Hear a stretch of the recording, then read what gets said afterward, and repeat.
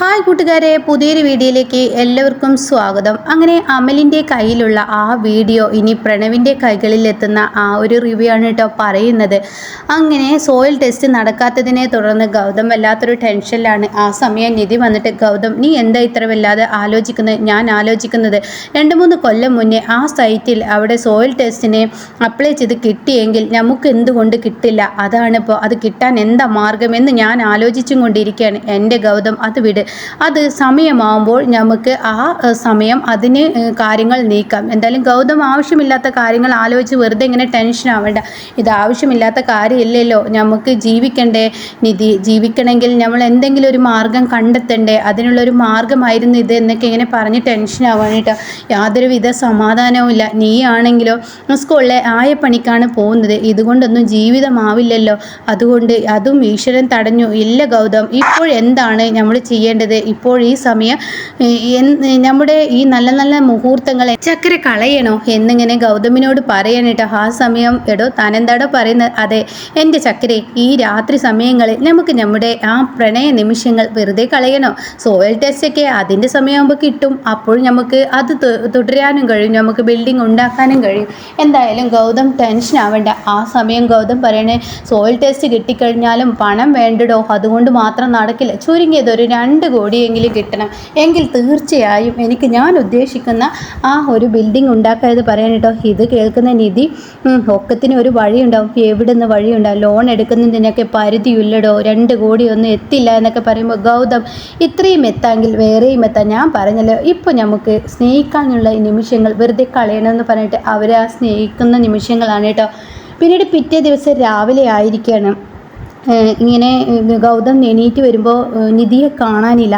ആ സമയം നിധി എങ്ങോട്ട് പോയി എന്നറിയാൻ വേണ്ടിയിട്ട് ഗൗതം അങ്ങനെ പതിയെ എണീക്കുമ്പോൾ പുറത്ത് കാണാൻ നിധിയോട് 2 പേര് നിന്ന് ചൂടാവുന്ന കേട്ടോ. അത് ഗൗതം കാണാണ്. അപ്പോൾ ഉടൻ തന്നെ ആ വീട്ടിലെ വാടക കൊടുക്കുന്ന വീട് വാടക കൊടുത്തിട്ടുണ്ടല്ലോ, അവരാണ് ചീത്ത പറയുന്നത്. അങ്ങനെ നിധിയുടെ നേർക്ക് അവർ ഒച്ച എടുക്കുകയാണ്. നിങ്ങൾ മാസം കറക്റ്റ് സമയത്ത് വാടക തരാൻ എൻ്റെ ഭാര്യയോട് പറഞ്ഞിട്ടാണ് ഞാൻ ഈ വീട് നിങ്ങൾക്ക് ഞാൻ തരാം എൻ്റെ ഭാര്യയോട് പറഞ്ഞത്. എങ്കിൽ നിങ്ങൾ ഇന്ന് ഇത്ര ദിവസമായിട്ടും വാടക തന്നിട്ടില്ലല്ലോ. ഇതെന്ത് മര്യാദയില്ലാത്ത പരിപാടിയാണ്.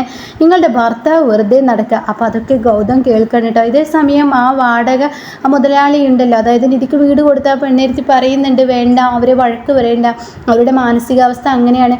ഇവർക്കിപ്പോൾ കുടുംബത്ത് പ്രശ്നങ്ങളാണെന്ന് കരുതി നമ്മളുടെ വരുമാന മാർഗ്ഗം നിർത്താൻ പറ്റുമോ? നമുക്ക് മാസം വരുമാനം കിട്ടിയെങ്കിലല്ലേ നമ്മുടെ ജീവിതം മുന്നോട്ട് മനുഷ്യ, നിങ്ങളൊന്ന് ഒതുങ്ങി. മനുഷ്യ എന്ന് നീ എന്നോട് പറയണ്ട. എനിക്കങ്ങനെ ഒതുങ്ങി തരാനും കഴിയില്ല. കാരണം എൻ്റെ ആവശ്യമാണ് എനിക്കിത് നിറവേറ്റുക എന്നുള്ളത്. ആ ആവശ്യം എനിക്ക് നിറവേറ്റുക തന്നെ വേണം.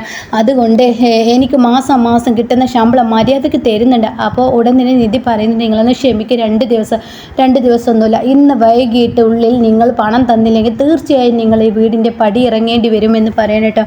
ഇത് ഗൗതം കേൾക്കണം. അങ്ങനെ നിധി നിസ്സഹായതയായി അവിടെ ഇങ്ങനെ നിൽക്കുന്നത് കാണുമ്പോൾ ഗൗതമിന് സങ്കടം തോന്നണം കേട്ടോ. തൻ്റെ ഭാര്യ തന്നെ ഒരു വിവരം അറിയിക്കാതെ തൻ്റെ ഭാര്യയുടെ ചെലവിൽ എല്ലാ കാര്യങ്ങളും താനെ ഇങ്ങനെ ചെയ്യുന്നത് കാണുമ്പോൾ ഗൗതമിനോട് തന്നെ അറപ്പ് വരിക. ഈ സമയം നിധി കണ്ണും നിറച്ച് തിരിഞ്ഞു നോക്കുമ്പോൾ ഗൗതമിനെയാണ് കാണുന്നത്. അപ്പോൾ നിധിക്ക് സങ്കടമാവണം. അപ്പോൾ കണ്ണുകൾ ഗൗതം അറിയാതെ പെട്ടെന്ന് തുറക്കുമ്പോൾ, ഗൗതം എന്താ എണീറ്റോ എന്നൊക്കെ ചോദിക്കുമ്പോൾ, എടോ ആരടാ വന്നത്? അതെ, അവർ ഒരു വിവരം തിരക്കുക. എന്തിനാ നിധി എൻ്റെ അടുത്ത് ഇനി ഒളിവും മറവും? ഞാൻ കേട്ടു എല്ലാ സത്യങ്ങളും. തനിക്ക് എന്നോട് വെറുപ്പില്ലടോ. എന്തിന് ഗൗതം ഞാൻ നിന്നെ വെറുക്കണം? പിന്നെ നീ എന്നെ വെറുക്കുന്നില്ലേ എന്ന് വീണ്ടും ഗൗതം ചോദിക്കാൻ കേട്ടോ. അല്ല, എങ്ങനെ കഴിവുകെട്ട ഒരു ഭർത്താവിൻ്റെ കൂടെ പെരുവഴിയിലോട്ട് ഒരു ഭാര്യയെ പിടിച്ചു കൊണ്ടുവന്ന ഒരു പെണ്ണിന് ഏതൊരു ഭർത്താവിനോട് വെറുപ്പുണ്ടാവുമല്ലോ. ആ വെറുപ്പ് നിനക്കില്ലേ? എൻ്റെ ഗൗതം, എനിക്ക് നീ ചെയ്യുന്നതെല്ലാം ശരിയാണ്, എനിക്കങ്ങനെ വെറുപ്പുമില്ല. എടോ, അവരുടെ വായിൽ നിന്നും ഇത്രയും വഴക്ക് കേട്ടിരുന്നു. നീ എങ്ങനെ എന്നെ സ്നേഹിക്കുന്നു? എങ്ങനെ നിനക്കിതിന് കഴിയുന്നു? ഗൗതം എൻ്റെ ഭർത്താവാണ്. എൻ്റെ പ്രാണനെ സംരക്ഷിക്കുക എന്നുള്ളത് എൻ്റെ ഉത്തരവാദിത്തമല്ലേ? അത് ഞാൻ ചെയ്യുന്നു. ഗൗതമിന് ജോലി ഉണ്ടായാൽ ഇതൊക്കെ പ്രശ്നം തീർക്കാവുന്നതല്ലേ ഉള്ളൂ എന്നൊക്കെ പറഞ്ഞിട്ട് അങ്ങ് ആ കാര്യങ്ങൾ അവിടെ ഇല്ലാതാക്കണം കേട്ടോ. പക്ഷേ ഗൗതമിൻ്റെ മനസ്സിൽ നിന്ന് പോവില്ല. ഗൗതം ഭയങ്കര വിഷമത്തിൽ തന്നെയാണ്. പിന്നീടാണെങ്കിലോ ഇങ്ങനെ ശിവാനിയാണ് കാണിക്കുന്നത്. ശിവാനി CKCയുടെ അടുത്ത് എത്തിയിരിക്കുകയാണ്. പിന്നീട് കാണിക്കുന്നത് ശിവാനിയാണ്. ശിവാനി ഇങ്ങനെ നടുറോഡിലൂടെ ഇങ്ങനെ നടന്നു വരികയാണ്. ആ സമയം ശിവാനിയുടെ മുന്നിലോട്ട് ഇങ്ങനെ അമൽ പെട്ടെന്ന് വന്നെത്തുകയാണ് കേട്ടോ. അമലിനെ കണ്ടപാട് ശിവാനി പേടിക്കുന്നുണ്ട്. ഇതേ സമയം അമൽ പറയാണ്, നീ എല്ലാവരെയും തട്ടിച്ചും വെട്ടിച്ചും നിനക്ക് ഏത് കാലം സുഖിച്ച് ജീവിക്കാമെന്ന് നീ കരുതിയോ? അത് കേട്ട ഉടനെ തന്നെ അമലിൻ്റെ മുന്നിൽ ശിവാനി, എന്തിനാ നീ എന്നെ ഇങ്ങനെ എപ്പോഴും ഇട്ട് ബ്ലാക്ക് മെയിൽ ചെയ്യുന്നത്?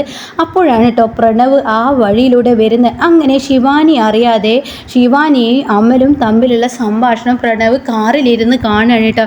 ഇതേ സമയം അമൽ ചോദിക്കുന്നുണ്ട്, നീ എന്താടി വിചാരിച്ചിരിക്കുന്നത്? എല്ലാവരുടെയും സ്വത്തും മുതലും നീ സ്വന്തമാക്കുക എന്ന് കരുതി നീ ജീവിക്കുന്നുണ്ടെങ്കിൽ അത് നിനക്ക് തെറ്റി. നിനക്കതൊരിക്കലും കഴിയില്ല. മര്യാദക്ക് ഞാൻ പറയുന്നത് അങ്ങ് കേട്ടോ.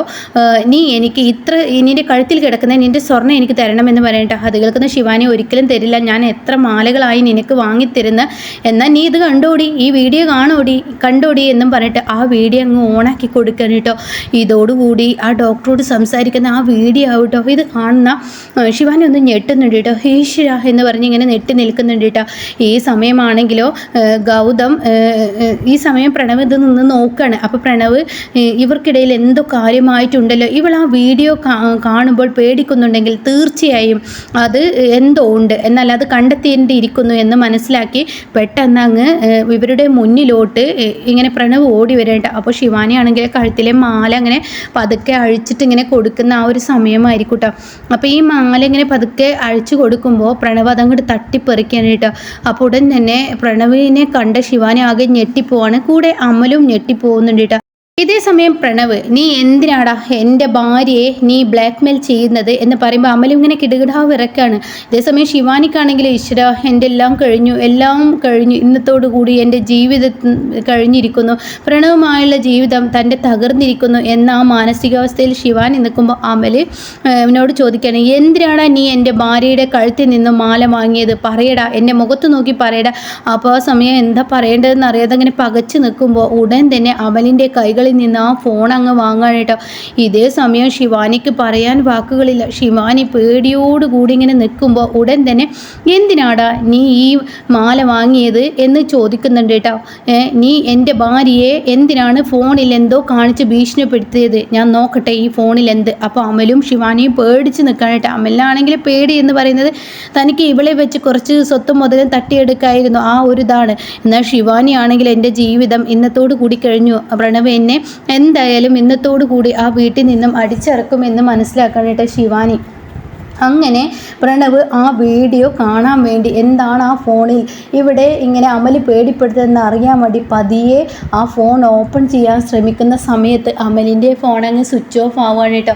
ഇതേ സമയം ഈ ഫോണ് ബാറ്ററി തീർന്നല്ലോ എന്ന് പറയുന്നുണ്ട് കേട്ടോ. ഈ സമയം ശിവാനി നെഞ്ചത്ത് കൈവയ്ക്കുക, ആശ്വാസമായി എന്ന് പറയുമ്പോഴാണ് അടുത്ത പ്രണവിൻ്റെ പ്രകടനം കേട്ടോ. അപ്പോൾ ഉടൻ തന്നെ പ്രണവ് അമലിനോട് പറയാണ്, മര്യാദക്ക് ഈ ഫോണിൽ എന്താണെന്ന് നീ പറഞ്ഞോ? അത് കേട്ട ഉടനെ തന്നെ അമൽ, ഇതിലൊന്നുമില്ല, ഞാനിവളെ വെറുതെ ഓരോന്ന് പറഞ്ഞ് ഭീഷണിപ്പെടുത്തുന്ന.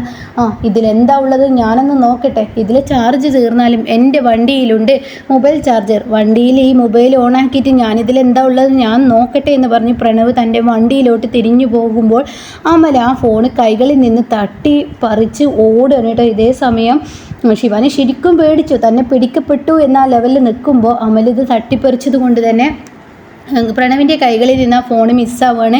പിന്നീട് ശിവാനി, ഈശ്വര രക്ഷപ്പെട്ടു, എല്ലായിരുന്നെങ്കിൽ ഒരു നിമിഷം കൊണ്ട് തൻ്റെ ജീവിതം തകർന്നേനെ എന്നും പറയുന്നുണ്ട്.